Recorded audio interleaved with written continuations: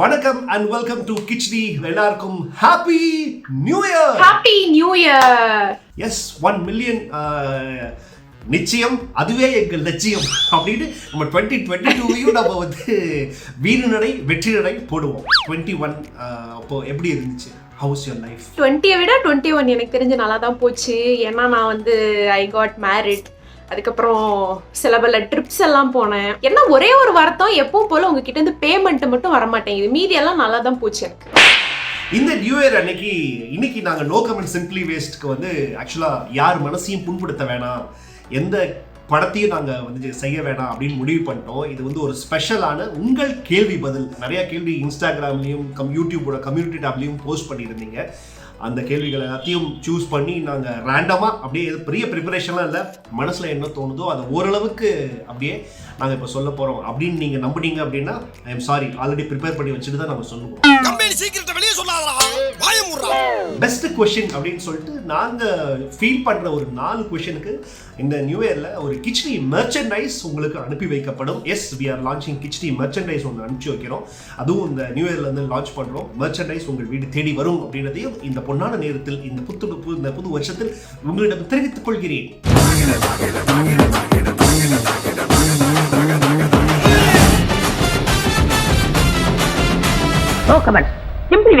சரி, நான் first question கேட்கவா? எஸ். போனா இனிமே நீங்க தனியாவே நோ கமெண்ட் சிம்பிளி வேஸ்ட் பண்ணிருங்கலாம். क्वेश्चन வந்துச்சு, என்கிட்ட ப்ரூஃப்லாம் இருக்கு. நானும் ஒண்ணு கேட்கல.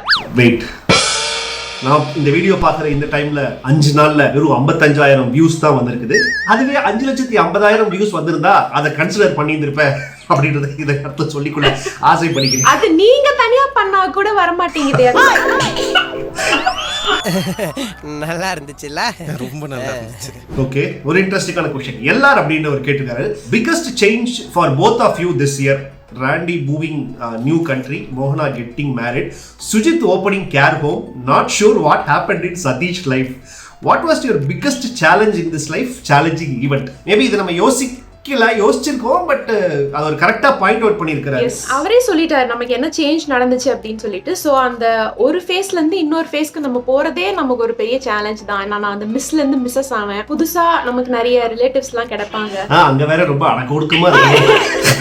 ஆமா, எல்லாரையும் கோப் அப் பண்ணி போகணும், இன்னொரு புது ஃபேமிலிக்குள்ள என்டர் ஆகணும் அப்படின்னாலே அது ஒரு சேலஞ்ச் தானே. அந்த சேலஞ்ச் தான் எனக்கு இந்த வருஷம் நடந்துச்சு. எனக்கு ஒரு டவுட், இந்த டைம்ல இது வந்து ஒரு அவுட் ஆஃப் சிலபஸ் தான். யாரும் உங்க அந்த ரிலேட்டிவ்ஸ் யாரும் மர்மக்காடு இந்த மாதிரி படங்கள் அந்த பண்ணதெல்லாம் பார்த்துருக்காங்களா?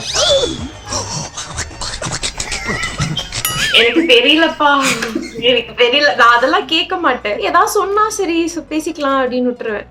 எதுவும் இது வரைக்கும் என்கிட்ட டைரக்டா கேட்டது இல்லை என்னோட இன்லாஸ்லாம். ஸோ என்னோட சேலஞ்ச் அப்படி என்னன்னா ஆல்மோஸ்ட் அந்த சேலஞ்ச் தான். புது கண்ட்ரி அப்படின்ற ஒரு சேலஞ்சு.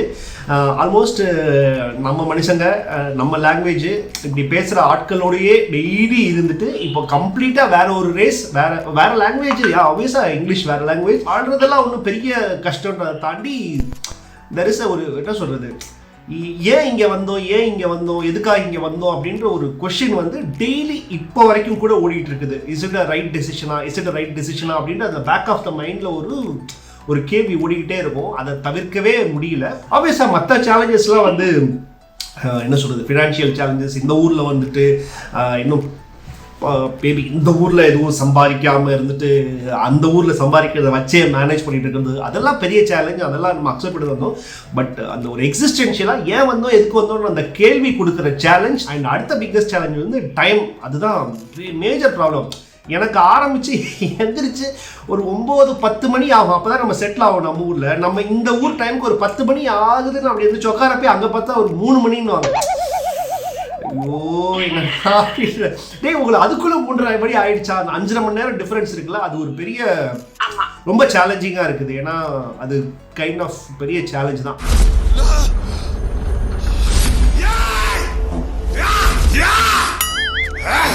ஓகே, ரொம்ப இன்ட்ரெஸ்டிங்கான क्वेश्चन தான். ரெனி ரித்திக் அப்படின்றவர் கேட்டிருக்கிறாரு. அதாவது இந்த மாதிரி சீரியல், ஃபிலிம்ஸ், வெப் சீரிஸ், இந்த மாதிரி வாட் எவர் நீங்க எல்லாம் போடுறப்போ is it good to speak from what is from your heart or rather than making a script so that no one is hurted, especially who are all involved in creating that one thing?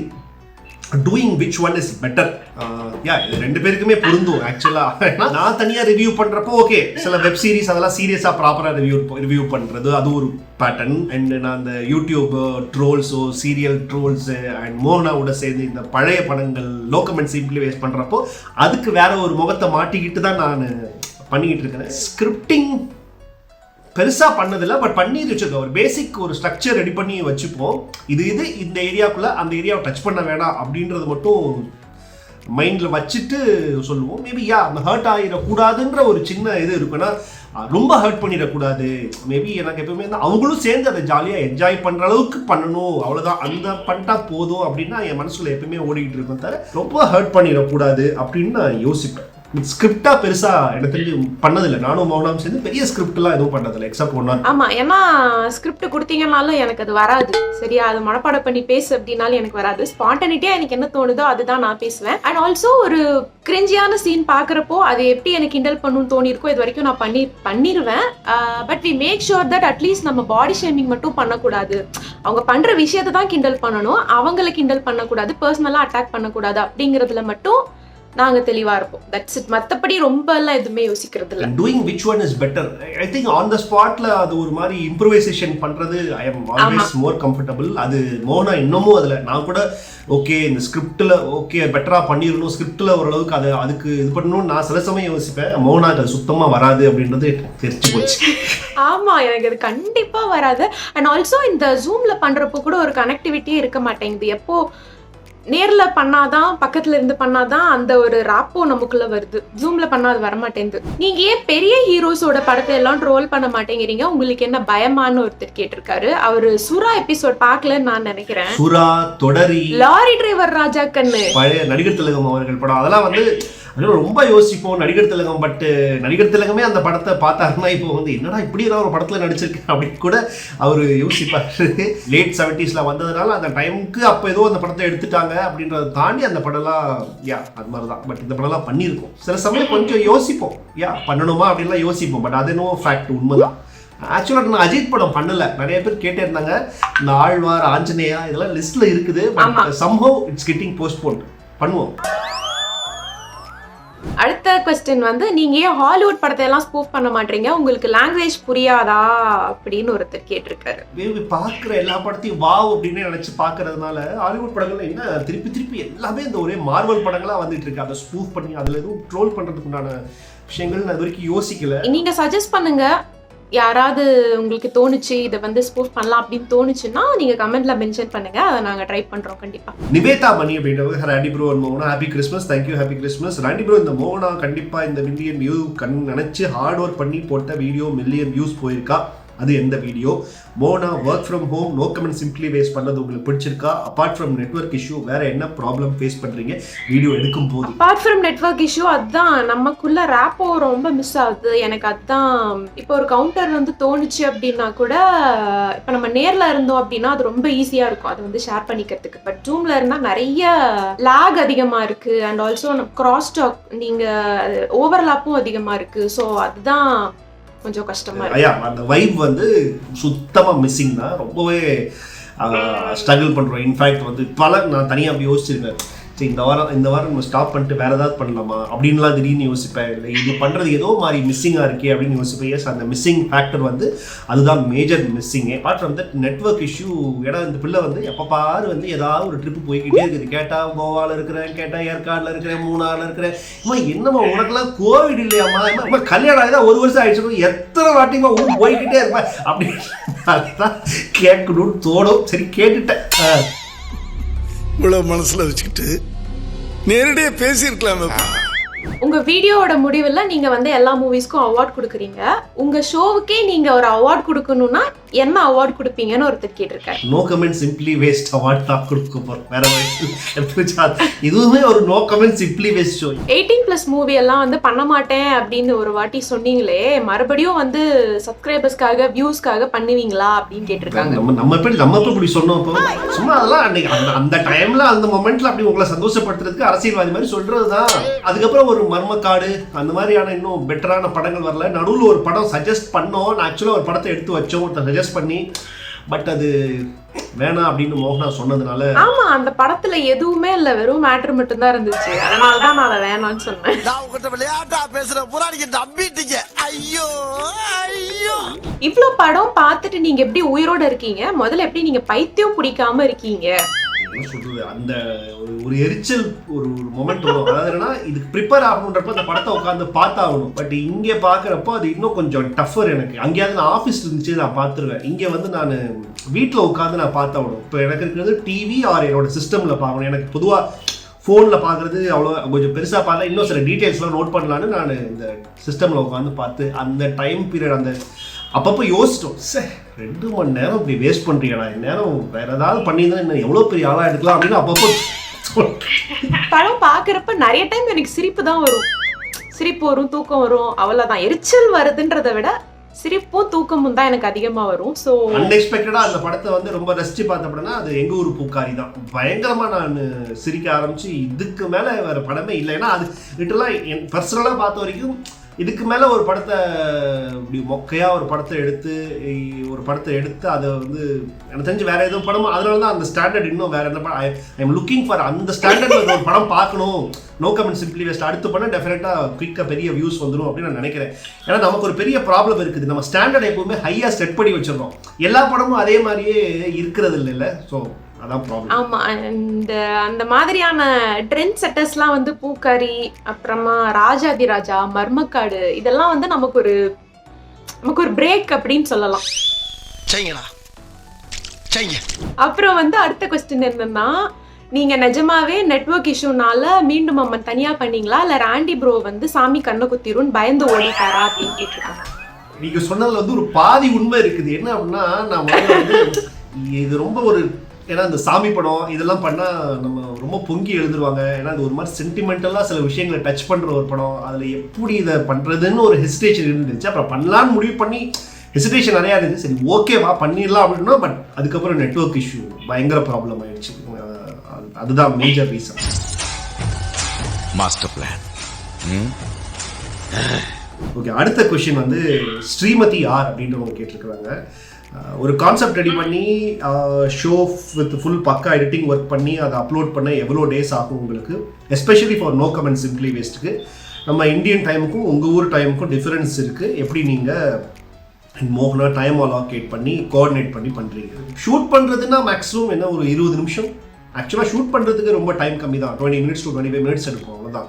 Maximum 25 minutes. சில சமயம் ஆக்சுவலாக நீங்கள் என்ன பார்க்குறீங்களோ அதான், அதோட extra ஒரு 5 நிமிஷம் 6 நிமிஷம் தான் இருக்குமே தவிர, நாங்கள் படம் பார்க்குற டைம் அதுக்கு முந்தின நாளோ எப்போயோ நாங்கள் படம் பார்த்து வச்சுப்போம். இதுதான் அடுத்த 2 வாரத்துக்கு பண்ண போகிறோம் அப்படின்னு பிளான் பண்ணிவிட்டு அந்த படத்தை பார்த்துட்டு ஒரு மாதிரி ஒரு நோட்ஸ் மட்டும் எழுதி வச்சுப்போம், டிஸ்கஸ் பண்ணிப்போம். அதுக்கு முன்னாடி இதெல்லாம் பற்றி பேசுவோன்னு ஒரு 1/2 hour டிஸ்கஸ் பண்ணுவோம். அதுக்கப்புறம் ஷூட் போயிடுவோம். அது ஒரு 20 minutes தான். அதுக்கப்புறம் சதீஷ் பாடு, அவன் தலைவிதி.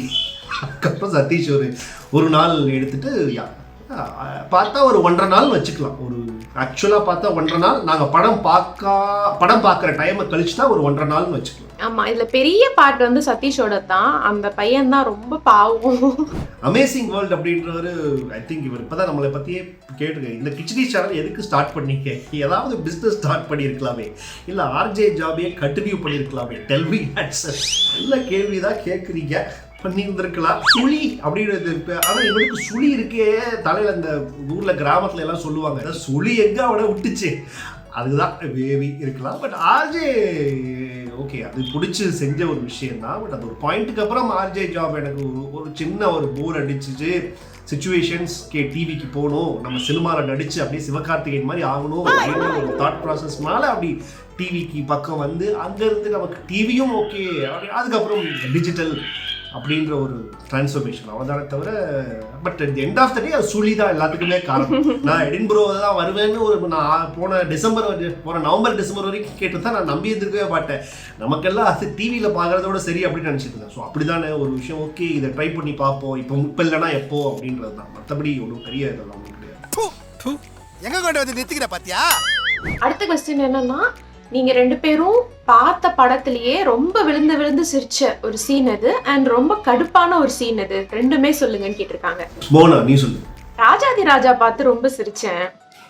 அந்த லாரன்ஸ் அண்ணா வந்து குட்டி வயசுல இருந்து கஷ்டப்பட்டு அவர் தம்பியா இருந்து 4 அண்ணன்களையும் வக்கீலா அப்புறம் டாக்டராலாம் படிக்க வைப்பாருல்ல. நான் நம்பர் 1 டுபாகூர்னா என்னடா? கம்பு சுத்தவே தெரியாம நீங்க மாஸ்டர்னு சொல்லிக்கிறது இல்லையா, அதுக்கு பேர் தான் டுபாகூர். கோவம் வந்தது எனக்கு சரியா ஞாபகம் இல்லை. நான் தான் ஃபர்ஸ்டே சொன்னேனே எனக்கு கோவம் வராது, சிரிப்பு வரும் இல்லைன்னா தூக்கம் வரும். இந்த மாதிரி படம் எல்லாம் பாக்குறப்ப கோவம் வந்தது இல்லை இது வரைக்கும். இந்த அத்தாலக்கடி சேலஞ்ச் அதுதான் டக்குன்னு அதை பார்த்த உடனே ஃபர்ஸ்ட் டைம் அந்த போலீஸ்காரங்கிட்ட போய் அந்த பொண்ணு வந்து அத்தாலக்கடி அப்படின்னு சொல்ற உடனே சிரிச்சுட்டு அது ஒரு கைண்ட் ஆஃப் டக்குனு எல்லாத்தையும் வந்து பாப்புலரா வேற ஆயிடுச்சு. அத்தாலக்கடி பண்ணுங்க அப்படின்ட்டு. மும்தாஜ் ராஜாதி ராஜால பேசுற அந்த டோன் வந்து எனக்கு பயங்கர சிரிப்பா இருந்துச்சு. அது மோகனா பண்ணதும் ஆப்டா அது பண்ணது, அதுவுமே ரொம்ப ஒரு ரொம்ப இன்ட்ரெஸ்டிங்கான விஷயம். கோபம் வந்தது அப்படின்னா சைக்கிள் வச்சு ஒரு படம் இருக்குது, சைக்கிள் கம்பெனி. செத்தவரை வச்சு ஒரு படம் இருக்கும், அது பேர் என்ன, அதுக்கப்புறம் சிவாஜி வந்து அந்த லாரி டிரைவர் ராஜா கண்ணு படத்துல கடைசி வரைக்கும் கோட்டை கலட்டாமையே லாரி டிரைவர், கோட் சூட் போட்ட லாரி டிரைவர், அதெல்லாம் வந்து பயங்கர ஆக்ரி மூமெண்ட்ஸ்.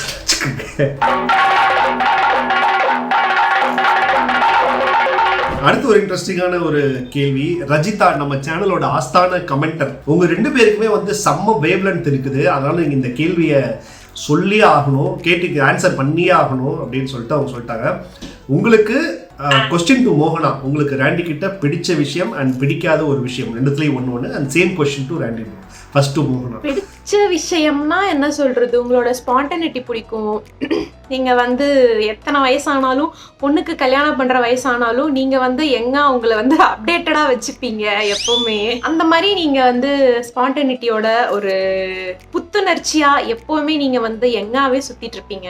அண்ட் நீங்க கோவப்பட்டு நான் பார்த்ததே இல்லை, அதுதான் ஒரு முக்கியமான விஷயம். இதெல்லாம் உங்களோட பாசிட்டிவ்ஸ், இதெல்லாம் வந்து எனக்கு உங்ககிட்ட ரொம்ப பிடிக்கும். பிடிக்காத விஷயம்னு பெருசா ஒண்ணுமே கிடையாது, சிறுசா 2 விஷயம் இருக்கு. என்னன்னா வந்து ஏதாவது நான் என்ன படம் பண்ணலாம், எத்தனை மணிக்கு ஷூட் பண்ணலாம் அப்படின்னு நான் ஏதாவது கேட்டேன்னா அதுக்கு நீங்க ரிப்ளை பண்ண மாட்டீங்க, 2-3 நாள் கழிச்சு ரிப்ளை பண்ணுவீங்க.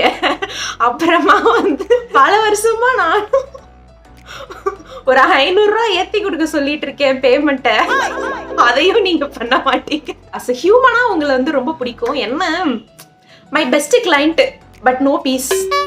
ஓகே, இப்போ எனக்கு வந்து மோகனா கிட்ட பிடிச்ச விஷயம் என்ன அப்படின்னா, மோகனாவே ரொம்ப பிடிக்கும். மோகனாவோட அந்த வைப்பு அது எல்லாமே ரொம்ப பிடிக்கும், அந்த சிரிப்பு, ஆப்வியஸாக ஸ்பான்டேனிட்டி அதெல்லாம் இருக்குது. பிடிக்காத விஷயம் என்ன அப்படின்னா இந்த மாதிரி தான், இந்த தப்பான இப்போ அபிப்பிராயத்தை வச்சுட்டு இப்போ புது வருஷம் பிறந்திருக்கு அப்படின்றதுக்காக டக்குன்னுலாம் பேமெண்ட் ஏற்றி கேட்கறது, அடிக்கடி ட்ரிப்பு போகிறது ரொம்ப தவறான விஷயம். நிறையாவா பார்த்து போய் போகும். சில படம்லாம் வந்து இருக்கும், இல்லை மோகனா இது செம்மையா, இது அந்த படத்தை வந்து மோகனாவுக்கு வந்து இல்லையே ஒண்ணுமே இல்லையே அதில் அப்படின்னு சொல்லுவோம். என்ன அந்த படத்துல அவ்வளோ விஷயம் இருக்கு, இந்த பொண்ணு வேற கண்ணோடையே பார்க்க மாட்டேங்குது, இது பக்கத்து இருந்தா என்னென்ன அடிச்சு திருத்திக்கிட்டு இருக்கலாம் அப்படின்னு எனக்கு இப்போ எங்க ஊர் பூக்கார் ஐ திங்க் மோகனாவே அதை மென்ஷன் பண்ணிருக்கு. அந்த படத்துல அவ்வளோ விஷயம் இருக்கு, மோகனா நான் தனியா சொல்லியிருந்தேன்னா அது ஒண்ணுமே இல்லையே அப்படின்னு சொல்லி இருந்துரும் மோகனா. அது என்ன மொக்க படம் அப்படின்னு சொல்லியிருக்கோம். அந்த மாதிரி அந்த பார்க்குற கண்ணோட்டம் வந்து ஒரு நேக்கான ஒரு கண்ணோட்டத்தோட அந்த படத்தை பார்க்கணும். அது சில சமயம் மோகனா பார்க்க மாட்டேங்குது.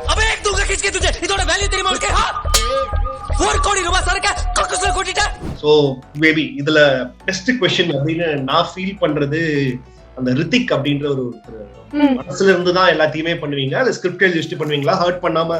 ஐ think that is one of my best question அப்படின்னு நான் நினைக்கிறேன். Rajitha again giving it to you. 2 பேர்ட்டையுமே கேட்ட ஒரு கொஸ்டின், உங்களுக்கு செம்ம வேவ்லென்த் இருக்குது, ஆனா உங்களுக்கு பிடிச்ச விஷயம் பிடிக்காத விஷயம் டெய்லி நம்ம சொல்லிட்டு இருக்க மாட்டோம்ல, போயிட்டு எனக்கு பிடிச்ச விஷயம் இதுதான் அது டக்குனு எல்லாத்தையும் சொல்றதுக்கு ஒரு. சோ இவங்க 2 பேர், அது மட்டும் இல்லாம இன்னும் 2 பேருக்கும் கண்டிப்பாக நாங்க சூஸ் பண்ணி இப்ப நீங்க ஸ்கிரீன்ல பார்க்க போறீங்க. அந்த 4 பேருக்கு தான் அந்த winner. So you will get a ஹெச்டியோட மெர்ச்சன்டைஸ். விரைவில் தொடர்பு கொள்வோம். நன்றி நன்றி நன்றி. இந்த வீடியோ பிடிச்சிருந்துச்சு அப்படின்னா லைக் பண்ணி கமெண்ட் பண்ணுங்க. And new year once again இந்த நியூ இயர் வந்து பாசிட்டிவா ஹாப்பியா இந்த வருஷம் இருக்கட்டும். Happy new year. மறக்காம கிஷ்டிக்கு சப்ஸ்கிரைப் பண்ணிட்டு பக்கத்துல இருக்கிற பெல் சிம்பிளை சேர்த்து கிளிக் பண்ணுங்க. பாய்.